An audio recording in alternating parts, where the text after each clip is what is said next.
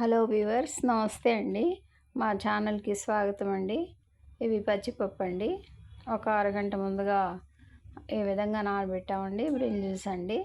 ఇప్పుడు ఈ రెండింటితో మనం టేస్టీ మిక్సింగ్ కర్రీ తయారు చేద్దామండి. వెరీ సింపుల్గా బ్రింజల్ పీసెస్ని ఈ విధంగా కట్ చేస్తున్నామండి.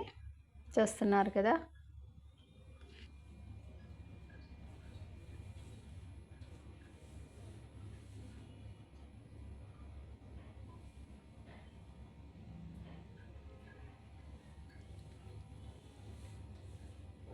బ్రింజల్ పీసెస్ కట్ చేసి వాటర్లో యాడ్ చేసామండి. అలాగే కొద్దిగా పెద్ద ఉల్లిపాయ పీసెస్ కూడా కట్ చేసుకుందామండి.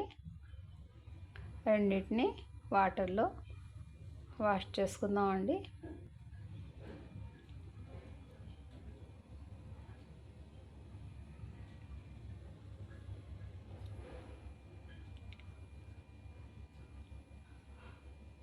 చక్కగా వాటర్ అంతా వంపేసి అందులో టమాటా వాష్ చేసి చిన్న పీసెస్లా కట్ చేసి యాడ్ చేసుకుందామండి. ఒక పచ్చిమిర్చిని నిలువుగా కట్ చేసి యాడ్ చేసామండి.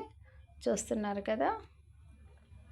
ఇక నెక్స్ట్ మనం నానబెట్టుకున్న పచ్చిపప్పు, ఒక హాఫ్ స్పూన్ వరకు ఉప్పు, కొద్దిగా పసుపు, ఒక పెద్ద గరిటెడు ఆయిల్ యాడ్ చేసుకుందామండి.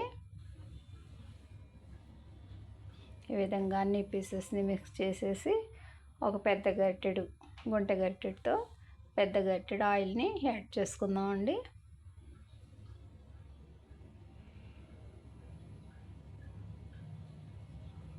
అన్నీ మీడియం ఫ్లేమ్ మీద ఈ విధంగా కుక్ చేద్దామండి.